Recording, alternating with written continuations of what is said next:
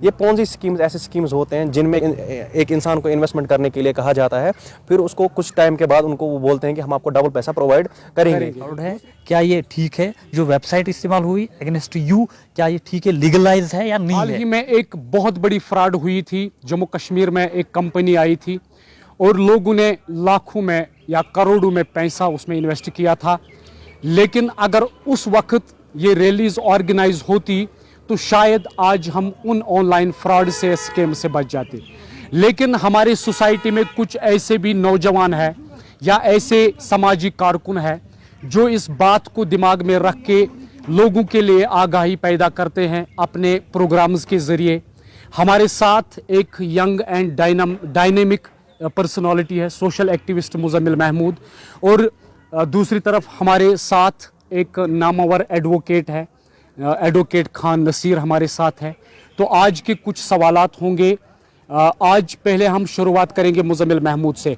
मुजम्मिल महमूद, हम आपको पहले मुबारकबाद देते हैं कि मुझे लगता है कि कश्मीर में पहली रैली है ऑनलाइन स्कैम्स के ऊपर। तो किस चीज़ ने आपको मजबूर कर दिया कि इस रैली के ज़रिए हम लोगों तक आवाज़ पहुंचाएंगे कि आपको कैसे ऑनलाइन स्कैम से बचना है? आबिद साहब, आपका बहुत बहुत शुक्रिया, और आपने अपना कीमती टाइम निकाला और आप वक्तन फ़वक्तन हमारी सोशल इश्यूज़ के रिगार्डिंग बात करते हैं। जहाँ तक आपका सवाल रहा है कि ऑनलाइन स्कैम्स या फ्रॉड्स के रिगार्डिंग हमें कहाँ से ख्याल आया, आपने हाल ही में देखा कि जो एक वादी कश्मीर में एक बहुत बड़ा 59 करोड़ का स्कैम हुआ। बिल्कुल, वो 59 करोड़ से ज़्यादा भी हो सकता है या उससे कम भी हो सकता है। तो इस ज़िमन में हमने देखा कि काफ़ी सारे हमारे सोशल एक्टिविस्ट्स ने, पॉलिटिकल एक्टिविस्ट्स ने अपना अपना वर्जन रखा। तो हमने भी उस पर अपना एक वर्जन रखा था, लेकिन मुझे लगा कि लोग अभी अनअवेयर है इस चीज़ से। तो हमने एक प्लान किया कि हमने सोचा कि हम सोसाइटी को एक मैसेज देंगे। हमने आज यहाँ सब डिवीज़न बीरवा में एक रैली ऑर्गेनाइज़ की, जो रैली हमने मेन बस स्टैंड से लेकर तहसील ऑफिस तक ऑर्गेनाइज़ की। और इस रैली का यही मकसद था कि जितने भी हमारे कश्मीर में ऑनलाइन स्कैम्स या फ्रॉड्स हो रहे हैं, हम उसे कैसे बचें। आप देख रहे हैं कि हमारे मोबाइल में अक्सर मैसेज मुझे भी आया है और आपको भी आया होगा। काफ़ी सारे ऐसे हमारे यंग यूथ हैं, हमारे बूढ़े बुजुर्ग हैं, हमारे रिटायर्ड पर्सन्स को ये मैसेज आता है कि उनको OTP आता है, फिर वो OTP शेयर करते हैं। OTP शेयर करने के साथ साथ क्या होता है कि उनका बैंक अकाउंट तुरंत ही खाली हो जाता है। और दूसरी ये बात है कि हमारे जो नौजवान हैं, हमारे जो वादी कश्मीर का जो यूथ है, यूथ ही हमारा मुस्तकबिल है। यूथ यहाँ कुछ कर नहीं चाहता है, वो शॉर्टकट टर्म्स में पैसा कमाना चाहते हैं, वो शॉर्टकट टर्म्स में अपने आप को आगे देखना चाहते हैं, लेकिन ऐसा नहीं हो सकता है। इससे पहले भी काफ़ी सारे ऐसे स्कैम्स हुए हैं या ऐसी स्कीम्स आई हैं। इन स्कीम्स को हम पॉन्जी स्कीम्स के नाम से जानते हैं। ये पॉन्जी स्कीम्स ऐसे स्कीम्स होते हैं जिनमें एक इंसान को इन्वेस्टमेंट करने के लिए कहा जाता है, फिर उसको कुछ टाइम के बाद उनको वो बोलते हैं कि हम आपको डबल पैसा प्रोवाइड करेंगे। दूसरी बात यह है कि यह पैरामिड स्कीम एक ऐसी स्कीम है जिस स्कीम में एक इंडिविजुअल को इन्वेस्टमेंट करने के लिए कहा जाता है। उसको नेटवर्क क्रिएट करना होता है, लोग बिल्ड करने होते हैं, लोग जोड़ने होते हैं, उनको इन्वेस्टमेंट करने के लिए वो कहते हैं। फिर वो इन्वेस्ट करते हैं, फिर कुछ देर के बाद ये कंपनी ये बंद होती है, ये फुल अप होती है और ये कंपनी भाग जाती है। इन कंपनी का यही मकसद होता है कि कुछ टाइम तक हम लाखों करोड़ों का जो ये पैसा है ये हम खाएंगे। इनका ये टारगेट होता है 3 महीने, 4 महीने, 6 महीने तक ये लोग काम करते हैं ऑन ग्राउंड, और ये लोग लीगली फ्रॉड करते हैं। एक आखिरी सवाल आपसे करेंगे। जिस तरह से हम देखते हैं कि आए दिन किसी व्यक्ति को OTP मिलती है, लेकिन ये जो आपने एक अवेयरनेस प्रोग्राम चलाया, तो इसके जरिए एक ऐसी बात बताइए कि जो लोगों को शेयर नहीं करनी है, जिसके ऊपर लोगों को काफ़ी एहतियात बरतने हैं। जी देखिए, सबसे पहला जो इशू है वो OTP का आ रहा है। अभी मेन जो इशू है कि OTP पे सारे अभी स्कैम्स हो रहे हैं, तो वो हमें शेयर नहीं करना चाहिए।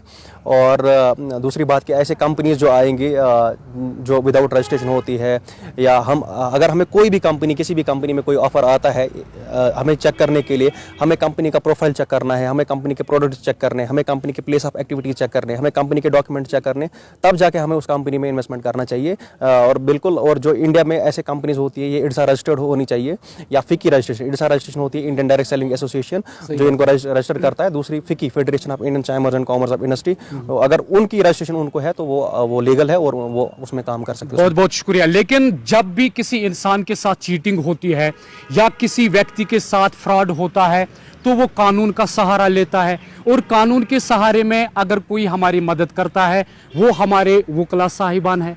हमारे साथ एडवोकेट नसीर अहमद खान है। तो आपसे मेरा एक अहम सवाल होगा और आखिरी सवाल होगा कि अगर किसी व्यक्ति के साथ चीटिंग होती है, और उसका पैसा गबन हो जाता है। कानून का क्या प्रोसीजर है, किस तरह से वो कानून का सहारा ले सकता है? सबसे पहले शुक्रिया आपका आबिद साहब।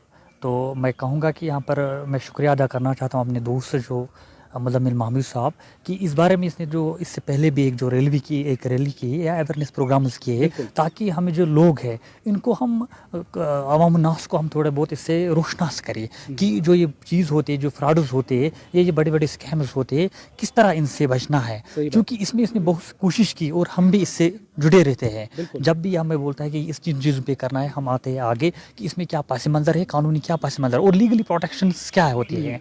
ठीक है, आपने जहाँ पर सवाल किया मुझे कि जब एक विक्टिम बने, हमने कोशिश की कि पहले हम बोलते हैं कि जिस तरह मेरे दोस्त ने बोला है कि इन चीज़ों से हमें पहले हमें ट्रस्ट ही नहीं वेरीफाई करना, हमें ट्रस्ट नहीं करें क्योंकि इसमें कोई लीगली सेंसिटिव नहीं और न कोई लीगली प्रोटेक्शन होती है। ठीक, फर्स्ट ऑफ ऑल। तो उसके बाद हमें जो मसला अब जो हो गया, अब जो विक्टिम बन गया, अब जब विक्टिम बन गया तो पूरी तौर पर हमें ये करना चाहिए होती है। ठीक है, अगर कोई बंदा या एक से ज़्यादा विक्टिम बन गया, पूरी तौर पर उसको एक एप्लीकेशन होनी रहती है कि वो साइबर सेल का भी रुजू कर सकते हैं कि इसको वेरीफाई करो पहले कि मुझे ये आ गया, मैंने इसमें इन्वेस्ट किया है। ठीक है, पूरी तौर पर वहाँ पर वो रिप्रेजेंटेशन करे या एक एप्लीकेशन करे, मुझे वेरीफाई करके दे दो कि मैंने यहाँ पर कुछ इन्वेस्ट किया। ठीक है, वो उसको रिप्लाई करे बैक में, क्या ये फ्रॉड है, क्या ये ठीक है, जो वेबसाइट इस्तेमाल हुई अगेंस्ट यू, क्या ये ठीक है, लीगलाइज है या नहीं है। ठीक है, वहाँ से उसको एक रिप्लाई में। फिर उसके बाद जब भी अगर आप ज़्यादा लोग इसमें विक्टिमाइज होगी तो पूरी तौर इसमें अकॉर्डिंगली फिर एक FIR है। ठीक है, बाज़ाब्ता इंडियन पेनल कोड के तहत पुलिस का सहारा लेना है। एक रेलिवेंट इसमें जो ऑफेंस है, जो इसमें ऑफेंस बनते हैं, जो जराइम होते हैं, बाज़ाब्ता इन्वेस्टिगेशन होगी और जिन लोगों के खिलाफ जो भी इसमें शामिल होंगे, जो भी इसमें अफराद होंगे, इनके खिलाफ पूरी कार्रवाई की जाए। ठीक, नंबर 2।